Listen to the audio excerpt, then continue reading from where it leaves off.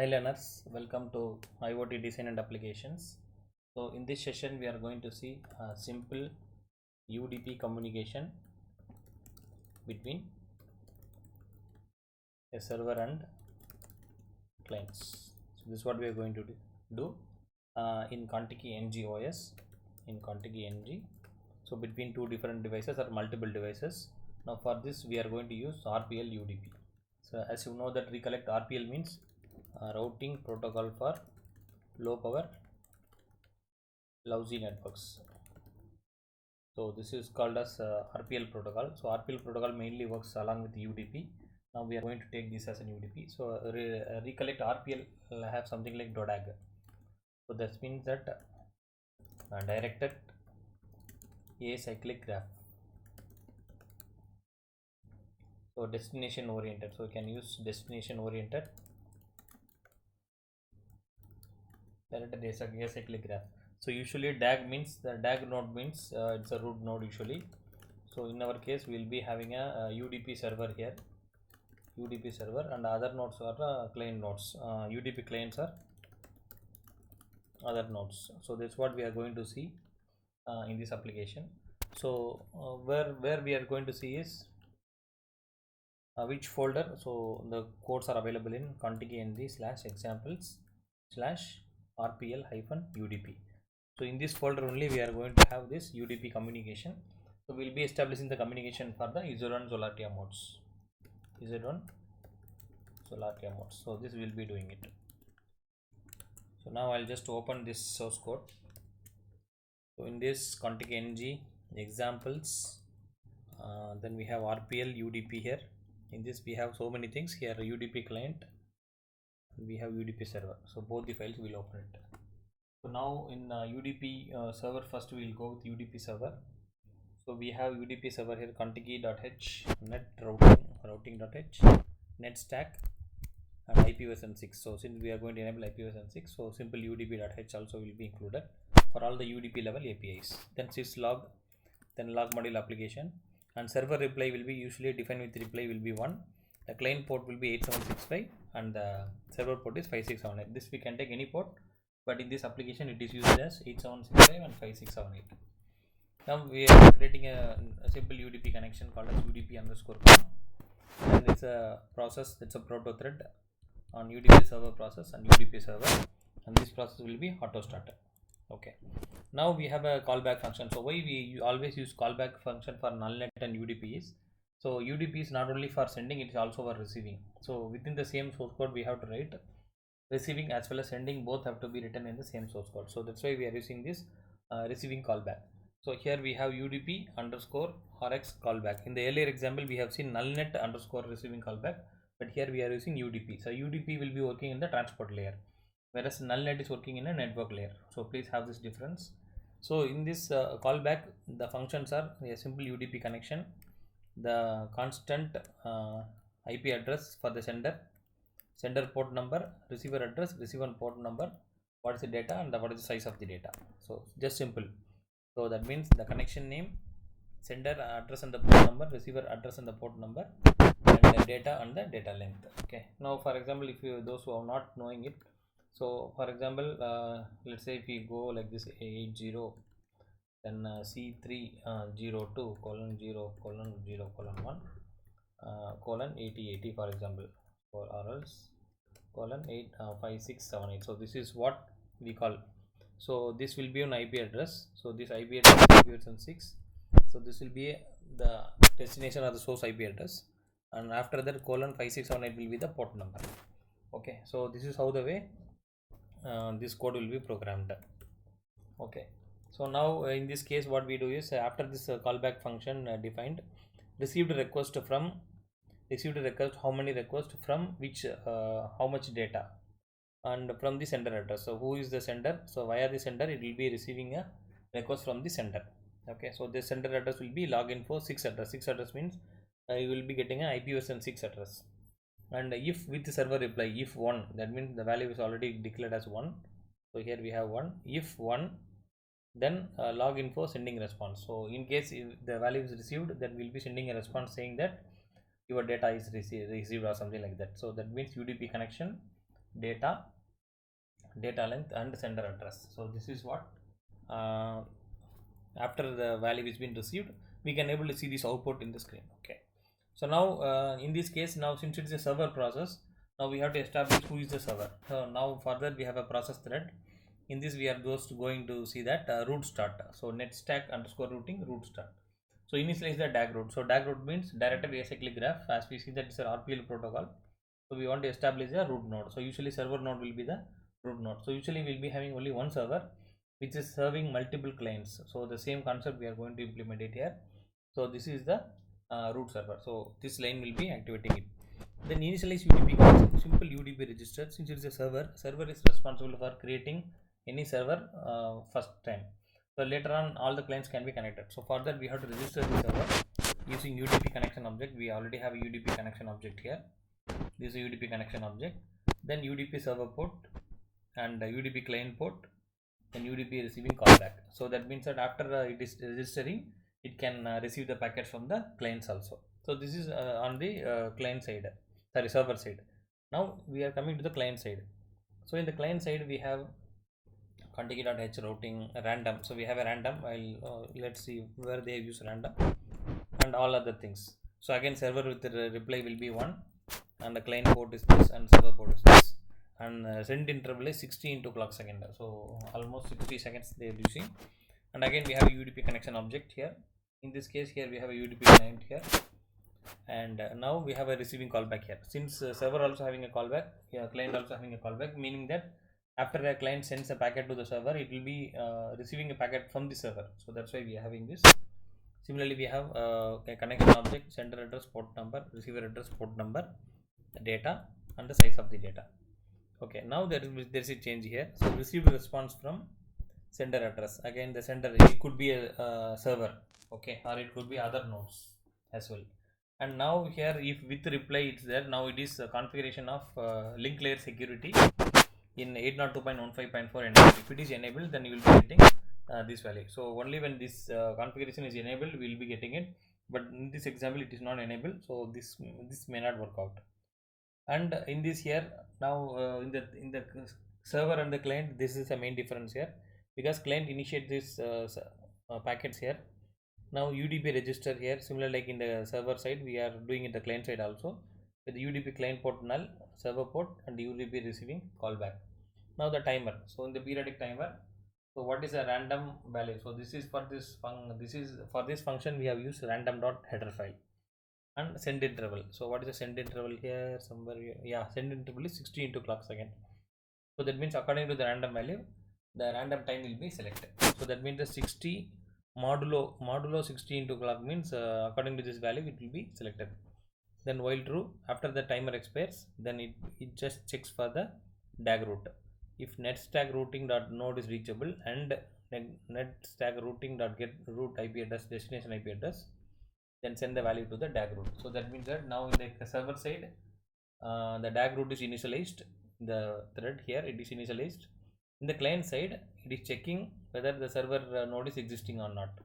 The DAG node is existing. In case if it is existing, then sending request, then destination IP address, then printf, then hello message.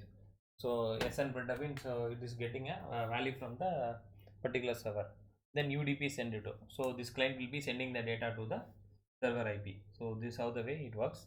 Else login for not reachable yet. So this login for what happened? This every time what happened for the first time when the client is trying to send you can see the not reachable, because the DAG route might not have been initialized when the first time it's sending. After some time only it will get initialized. So from the second packet onwards it can simply reach the server and coming back.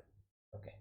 Now some jitters. So add some jitters. So e timer set, periodic timer, send interval, minus log. So some jitter for this to happen, so that the UDP communication between the servers and the clients will be working fine.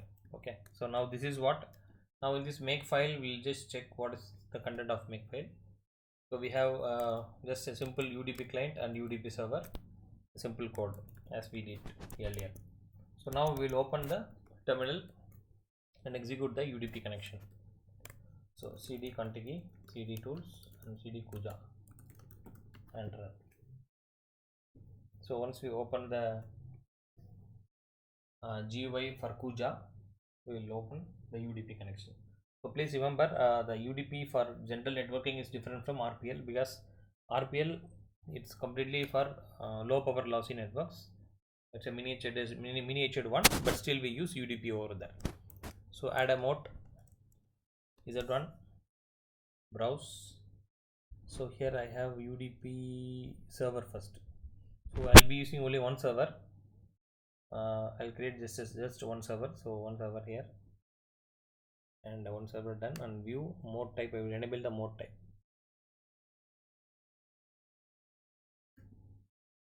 So mode type, so that you will have a multiple coloring here. Again, next to mode will be servers. So you can have any clients. You can have any number of clients, but we'll have 4 clients. UDP client.c compile create. We will have 4 clients. So totally we have 5 nodes, so 4 clients and 1 server. Okay, so now what I do is maybe I'll just make the clients also in the range.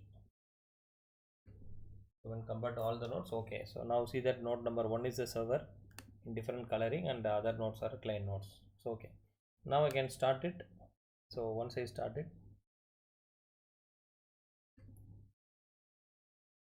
again some more time. Yeah, so now I will just open this here. So please observe this statement here. So this statement is very important, so we can understand this. So first time when I initialize node ID 2, node ID 4, node ID 1, node ID 5, node ID 3. So their IP addresses. The node ID 2, the IP address is FE80:C30C colon 0 colon 0 colon 2. Then this is for colon 4. This colon 1 is server, and colon 5 is the 5th node, and this is the 3rd node. So all the nodes are initialized first. Then you can see all the nodes are not reachable, as I showed you that 2 3 4 5 ID 2 4 5 3 4 2, they are not reachable. So recall the coding here. Not reachable, where do we get is, we are getting this line here, not reachable here. The reason here is the first time when the DAG route is not being found out, if it is not reachable for the first time, so before the server is being set up, it won't be reaching. So that time it will be showing me a not reachable message. So this is what we are getting it here in this not reachable yet. So after it is reachable, then you can get the node number 5 here, the first line, sending request 0 to this node FD00 001. Okay, so this node is just sending. So now what I do here is I'll just minimize it, and I enable the IP addresses. View IP addresses IPRIME, we will enable it. Okay, now you can see that one node is server, and 2 is this, 3 is this, 4 is this, and 5 is this. Okay, so now I'll just open it. Still I run for some more time. Yes, as per the randomized value only the time is calculated. Okay, fine, I pass it now. Okay, so now I will just come here. Node number 5, you can see sending request 0 to FT00, this node number 1. Now from in the node number 1, now the ID, see that the ID is node number 1 here. Here it says received request hello 0 from node number 5. So please see that it is a node number 5, it is receiving. But why it is showing FD00, but here it is FE80? It is something like the local interfaces, that is 127.0.01, and the actual IP. So that's what the difference here. So don't get panic. This is the difference for these things. Okay, so now ID number 1 is receiving a request from this node number 5. So then sending response. After sending the response, this node ID 1 is sending the, once it is receiving the request, it is sending the response. Then after sending, the node number 5 receives the response from the server. Then after that, node number 3. So in the node number 3 sending request to server, again receiving the value from the server, then sending response, then again receiving response. So like that. So every packet has from 3113 and 4114 and 2112 like this, you can see here, and 5115 like this. So that means that the simple UDP communication between these nodes are happening. Suppose how we can predict this behavior in reality is, you can make this server to be enabled with one of your mode, or the sense IoT device, and keep it aside. And these modes are given to some individual, let's say for example, let's say this is the agricultural field. For example, you take this, this is the size of agricultural field. In the agricultural field, make one node to be in the center of the field, and remaining 4 nodes, just they are scattered in the entire field. So like this kind of arrangement. So once you program all these modes and you deploy the modes in the field, now start the communication. Once the communication is started, so the messages can be exchanged between them. So according to the message exchange, the particular sensor or client nodes can able to activate some actuators to pump water, or to identify some the water moisture. So all these the things the nodes can able to do. So for this purpose, this UDP communication is very important. Okay, now here there are so many results we can able to see. So you can see the mode duty cycle also. So how much processing power is used. So here is again here in the tools we have so many options here. So while the simulation is running, we can see uh, mode radio duty cycle here. So in this you can see either 1 2 3 4 5, totally 5 modes. So what was the radio receiving value is what is 0.03 percentage, and the sending is what transmitting an entire radio. Then not only that, we have base RSSI, received signal strength indicator. So I think it's constant value, I suppose. Okay, so next thing is buffer view.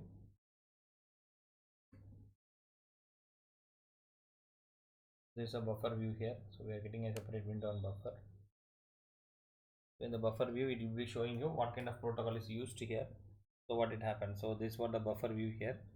So you can see 6LoWPAN also been used here. So because we are using Z1 mode, so in the Z1 mode, what are the different buffers that are activated? So these things also in written here. So that means it is not a simulator, it's a kind of an emulator. Kuja is complete emulator, so that we can analyze the performance of the entire system. Okay, so this is a very simple example here, but understanding the concept is very important. So please understand in a better way by simulating these examples. We will be doing these exercises in the digital assignment. We will use it for digital assignments as well. So thank you for listening.